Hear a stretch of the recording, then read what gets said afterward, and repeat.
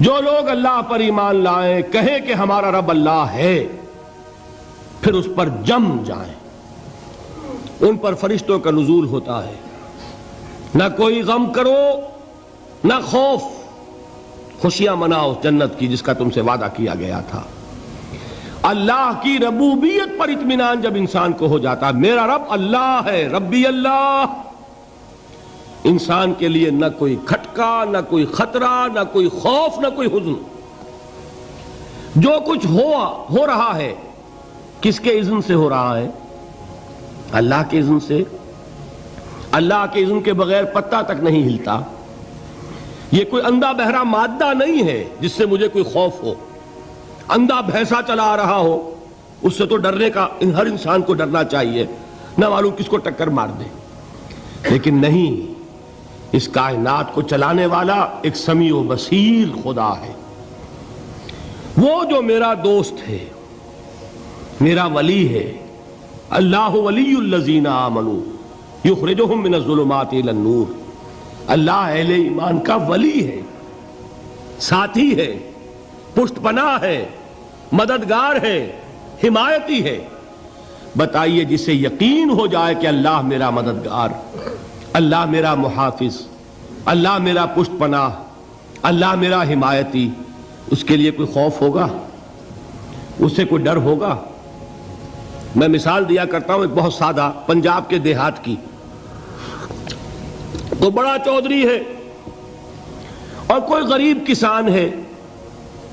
اس غریب کسان کے جانوروں کو ہر وقت اندیشہ ہوگا چوری کا، کوئی میری بھینس کھول کر نہ لے جائے، کوئی میرا بیل کھول کر نہ لے جائے۔ لیکن جس کے بارے میں یہ سب کو معلوم ہو کہ وہ جو بڑا چودھری ہے وہ اس کا دوست ہے، اس کی بچیا کو کوئی خوف ہوگا؟ اس کی بھینس پر کوئی ہاتھ ڈالے گا؟ اسے کوئی اندیشہ ہوگا؟ نہیں۔ کیوں؟ کہ وہ بڑا چودھری، بڑا اس کا یہاں کا سردار، جاگیردار، سب کو معلوم ہے وہ میرا دوست ہے، کوئی میرے خلاف اقدام نہیں کر سکتا۔ اس دنیا میں یہ چھوٹی سی بات اگر آپ کے دلی اطمینان اور سکون کا باعث بن سکتی ہے تو ذرا تصور کیجئے۔ میں لفظ تصور استعمال کروں گا صرف اس لیے کہ اس کا ہم جس کو کہتے ہیں ادراک اور شعور کر نہیں سکتے، اگر کے ساتھ کر سکتے۔ اگر یقین ہو کہ اللہ میرا مددگار اور یقین ہو کہ اللہ ہر آن میرے ساتھ ہے، پھر کوئی خوف، کس کا خوف؟ کوئی شے اللہ سے بالاتر ہے؟ کوئی قوت اس سے زیادہ طاقتور ہے؟ کوئی اس کے ارادے کو بدلنے والا ہے؟ کوئی اس کی مشیت کے آڑے آنے والا ہے؟ یہی بات ہے جو حضور نے فرمائی۔ یہ ایمان کا حاصل ہے لب لباب، کہ دیکھو اچھی طرح اس بات کو ذہن نشین کر لو، اگر تمام انسان مل کر تمہیں کوئی نقصان پہنچانا چاہے نہیں پہنچا سکتے، مگر جو کچھ اللہ نے لکھ دیا ہو، اور تمام انسان مل کر تمہیں کوئی نفع پہنچانا چاہیں نہیں پہنچا سکتے، مگر وہ شے جو اللہ نے طے کر دی۔ آپ پھر میں کہوں گا ذرا طاری کیجئے، اسے فرض کیجئے، اسے سوچئے۔ اگر اس حدیث پر ہمارا دل ٹھکا ہوا ہو تو کسی سے ڈر ہوگا؟ یہ مجھے نقصان نہ پہنچا دے، یہ میری رپورٹ خراب نہ کر دے، یہ میری انکریمنٹ نہ رکوا دے، یہ میرا یہ نہ بگاڑ دے، یہ میرے یہ نقصان نہ پہنچا دے۔ اس کا ڈر، اس کا ڈر، اس کا خوف، اس کی خوشامد، اس کے لیے جا کر طرح طرح سے اپنی عزت نفس کو ذلیل کروانا اس کے سامنے، یہ سب کچھ کیوں کرتا ہے انسان؟ جب سمجھتا ہے کہ اس کے ہاتھ میں میرا کوئی نفع ہے، اس کے ہاتھ میں میرے لیے کوئی ضرر ہے، یہ مجھے کوئی گزند پہنچا سکتا ہے، یہ مجھے کوئی نقصان پہنچا سکتا ہے، یہ میرا کوئی کام بنا سکتا ہے، یہ میری کوئی ضرورت پوری کر سکتا ہے، اسی کا نام شرک ہے۔ جہاں آپ نے یہ سمجھا کہ غیر اللہ کے اندر کوئی طاقت موجود ہے، وہی شرک ہے۔ بتوں سے تجھ کو امیدیں، خدا سے نومیدی، مجھے بتا تو صحیح اور کافری کیا ہے؟ شرک تو یہ ہے۔ جس پر بھی تمہیں یہ خیال ہے، کلمہ ہے یہ کلمہ سوم، لا حول ولا قوت الا باللہ، ذرا اس پر دل کو کبھی اگر آپ تصور کریں، پھر فرض کریں، دل ٹھک جائے اس پر، کوئی طاقت نہیں۔ یہی بات تھی جو شیخ عبد القادر جیلانی رحمۃ اللہ علیہ نے اپنی وصیت میں اپنے بچے سے کہی. 11ویں دینے والے ہیں، لیکن حضرت شیخ عبد القادر جیلانی کی وصیت اور تعلیمات کو کتنے لوگ ہیں جو جانتے ہوں؟ یہ جن مقامات تک پہنچے ہیں وہ کس چیز کی بدولت پہنچے؟ انہوں نے جو پیغام دیا وہ کیا تھا؟ اے میرے بچے، جس طریقے سے قرآن مجید میں حضرت لقمان کی نصیحتیں جو ہے نقل کر دی گئی ہیں، میں یہ عرض کروں گا بالفرض اگر قرآن حضرت عبد القادر جیلانی کے بعد نازل ہوا ہوتا تو شیخ عبد القادر کی یہ نصیحتیں بھی قرآن میں درج ہوتی.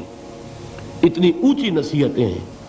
اے میرے بچے، اس حقیقت کو ذہن نشین کر لے، لا فاعل فی الحقیقت ولا مؤثر الا اللہ. اس کائنات میں نہ کوئی فاعل حقیقی ہے نہ مؤثر حقیقی ہے سوائے اللہ کے. کسی شے میں کوئی تاثیر نہیں اگر اللہ نہ چاہے. آگ جلا نہیں سکتی اگر اللہ نہ چاہے. پانی ڈبو نہیں سکتا اگر اللہ نہ چاہے. زہر ہلاک نہیں کر سکتا اگر اللہ نہ چاہے. کوئی چیز فائدہ نہیں پہنچا سکتی اگر اللہ نہ چاہے. تو در در پہ کیوں سر جھکاتے ہو؟ در در پر کیوں جبیں سائی کرتے ہو؟ سب کے سامنے کیوں ہاتھ پھیلاتے ہو؟ ایک اللہ سے مانگو. ایک اللہ کے سامنے زمین پر اپنی جبین رکھو. لا فاعل فی الحقیقت ولا مؤثر الا اللہ. نظر آتا ہے ہمیں کہ پانی پیاس بجھا دیتا ہے. پیاس بجھانے کی صلاحیت پانی میں نہیں ہے، اللہ کے اذن سے ہے. کھانا بھوک مٹا دیتا ہے. بھوک مٹانے کی صلاحیت کھانے میں نہیں ہے، اذن رب میں ہے. دیکھیے یہی یقین تھا. حضرت موسیٰ علیہ السلام کا واقعہ یاد کیجئے. سامنے سمندر آ گیا ہے. قوم دیکھتی ہے پیچھے کہ گرد و غبار کا طوفان ہے. معلوم ہوا کہ فرعون اپنے لشکر سمیت آ گیا ہے. لشکر جب چلتا تھا تیز رفتاری کے ساتھ تو گرد و غبار کا جو طوفان اٹھتا تھا اس کا تصور کیجئے. اور لمحہ بلمحہ وہ قریب آ رہا ہے. پوری قوم نے کیا کہا؟ اے موسیٰ انا لمدرکون. اے موسیٰ ہم تو پکڑے گئے. قرآن مجید نے تو یہاں وہ باتیں نہیں لکھی ہیں، لیکن تورات میں یہ درج ہے کہ بنی اسرائیل جھگڑنے لگے، دست و گریبان ہو گئے موسیٰ کے ساتھ. موسیٰ ہمیں یہاں مروایا لا کر، اس سے تو ہم ہی بہتر تھے. وہاں کھانے کو ملتا تھا، زندگی تو تھی، بیگار ہم کر رہے تھے، موت تو نہیں تھی. اب جو کچھ ہوگا اس کا تصور کرو، جس طریقے سے ہمارے ٹکڑے اڑائے جائیں گے. تو لڑ رہے ہیں حضرت موسیٰ علیہ السلام سے. یہ تورات کی تفصیل ہے. قرآن میں صرف اتنا آیا ہے، پریشان ہو کر انہوں نے کہا انا لمدرکون. موسیٰ ہم تو پکڑے گئے. اس وقت موسیٰ کا جواب کیا ہے؟ کلا ان معی ربی سیہدین. نہیں، میرے ساتھ میرا رب ہے، وہ راستہ دے گا. بتائیے کہاں راستہ نظر آ رہا ہے؟ یہ ہے ایمان بالغیب. راستہ نظر نہ آئے تب اللہ پر یقین ایمان ہے. جیب میں پیسے ہوں اور تب دل کو اطمینان ہے تو ایمان کس پر ہوا؟ پیسے پر، اللہ پر نہیں. جب وسائل و ذرائع نہ ہوں اور پھر یقین ہو کہ اللہ مسبب الاسباب ہے، وہ اسباب کا پابند نہیں ہے، وہ اسباب کا محتاج نہیں ہے، اسباب اس کے محتاج ہیں. اگر یہ یقین ہے تو اللہ پر ایمان ہے.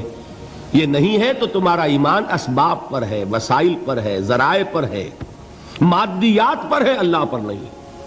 اس وقت کہاں راستہ تھا؟ کوئی راستہ تھا؟ سمندر ہے اور ادھر سے لشکر آ گیا ہے. کلا ان معی ربی سیہدین. اب دیکھیے ایمان کہہ دینا آسان ہے، ہوا معکم اینما کنتم. جہاں کہیں بھی تم ہوتے ہو اللہ تمہارے ساتھ ہوتا ہے. لیکن اس کا یقین قائم ہو جائے تو زمین و آسمان کا فرق واقع ہو جائے.